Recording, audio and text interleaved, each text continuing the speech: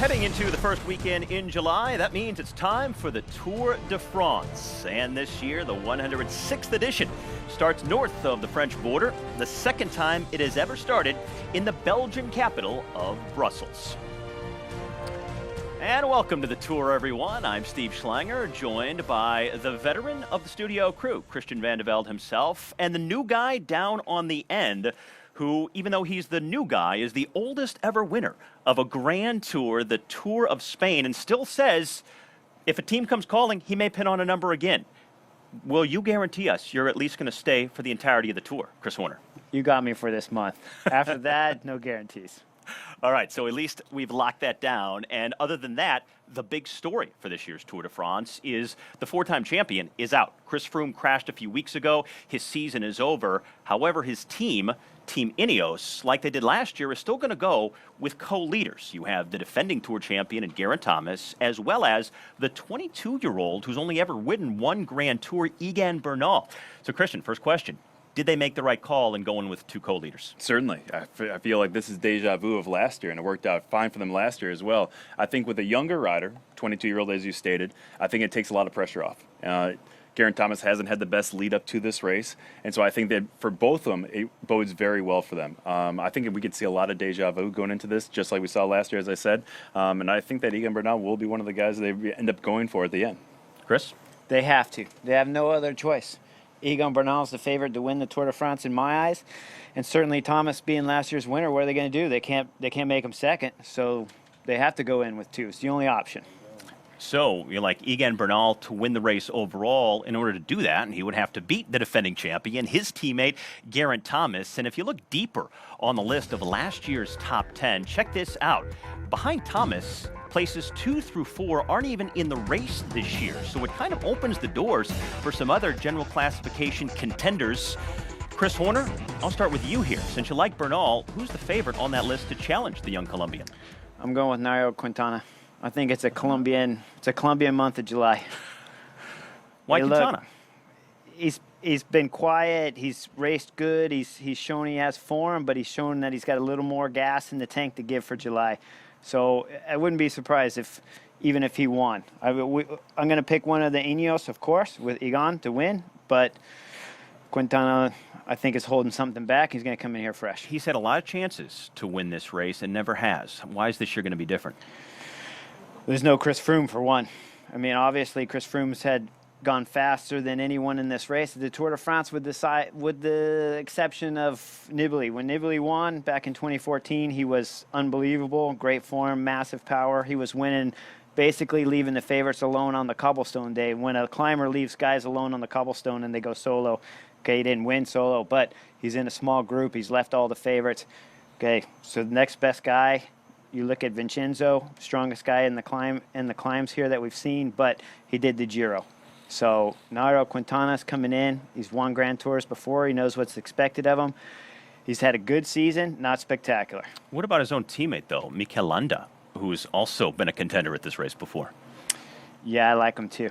I like. There's three almost. You like a lot. I'll take Alejandro Valverde too. I think they got a fantastic team. Valverde is looking slim and fit and super motivated. Well, they got a strong team, but does that mean there's going to be dissension with those three? Not with Valverde. With Mikel Landa, anything's possible. That's why we're here. All right. Christian Vande Velde, your favorite. Jakob Fuglsang. Jakob Fuglsang has had incredible season. He's probably had the best season out of anyone in the roster this year in the Tour de France. That doesn't mean he's going to have the best Tour de France, of course, but I think a lot of times the lead up to the Tour de France means a lot more than even what you've done in the past. So Jakob's never performed in the past. That's kind of the same thing as Nairo. I mean, Nairo was second place, but it's been a long time since that's happened. But I think Jakob's one of those guys who really could pull through this year. All right, well, stage one figures to be a pretty full field sprint. And one of the other huge stories we have going in, not only the absence of Chris Froome, but the absence of one of the greatest sprinters of all time, a guy who's won 30 stages at this race, Mark Cavendish. Now, the head of performance for his team wanted to bring him here to race. However, the owner of the squad overruled him and said, no, he's not going. Should Cav be here? I mean, it's a very hard decision to make, first and foremost. But, yeah, I definitely do think he should. And the biggest reason why he should be here is because who's taking his place? And on any other team, if you talking to Ineos, taking the quick step, those things, of course, he wouldn't be coming there. But for this team and the people who are taking his place, yeah, he has to come. I mean, he's the most prolific winner that they have in the Tour de France to this date. He needs to be here on the start line. Even if he just goes and does the first 3 stages, they're going to get more support having Mark here out here that need to come. But he hasn't performed in a long time. I agreed. And if he's not at his best and you're the team owner, I mean, don't you want to have guys who may produce better results?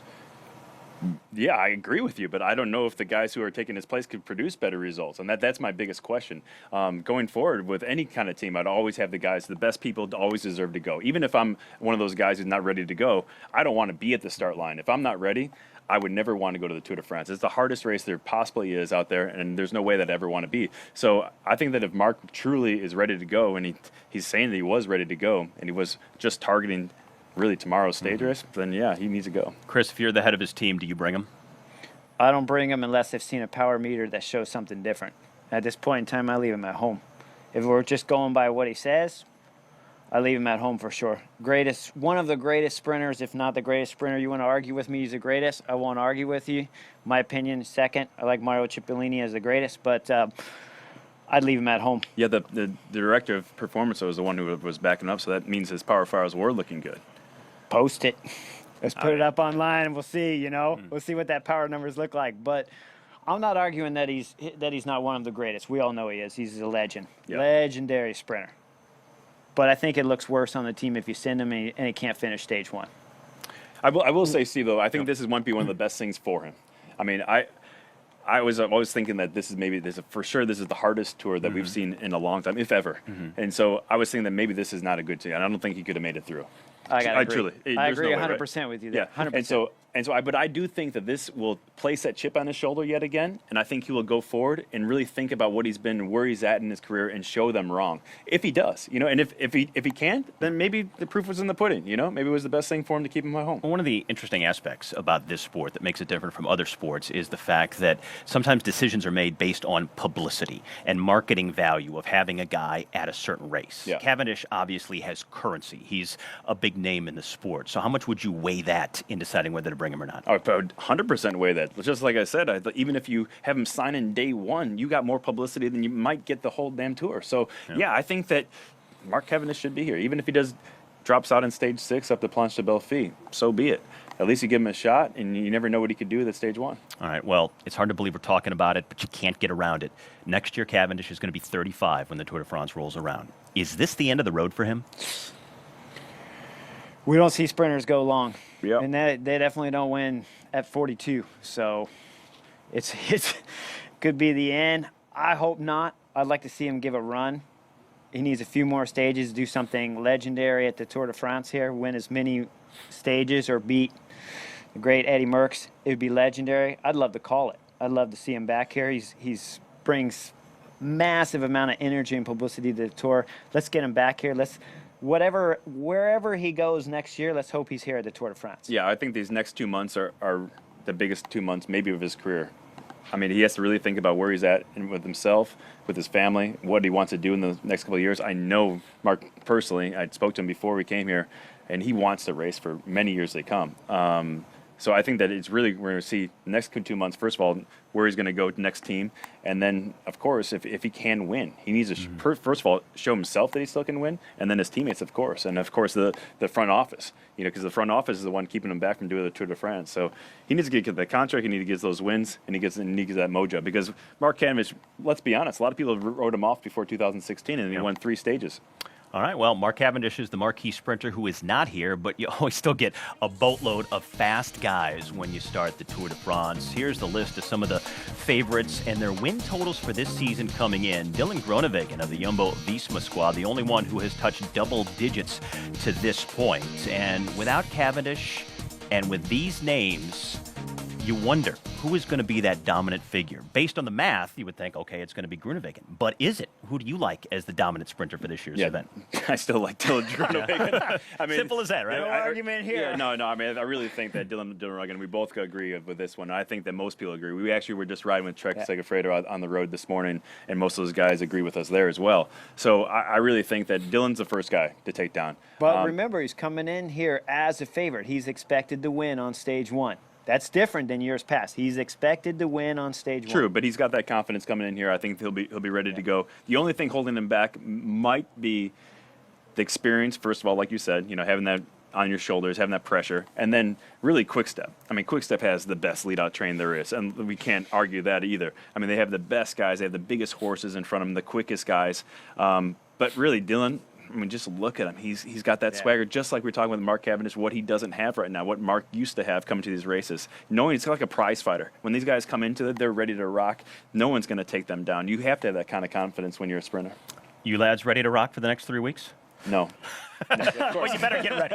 You better get ready, because the 106th edition of the Tour de France is coming up and kicking off tomorrow with the grand depart from here in Brussels. The 11th time it's visited the capital of Belgium, and make sure you join us for the opening festivities. That is stage 1 tomorrow, 6 a.m. Eastern on NBCSN.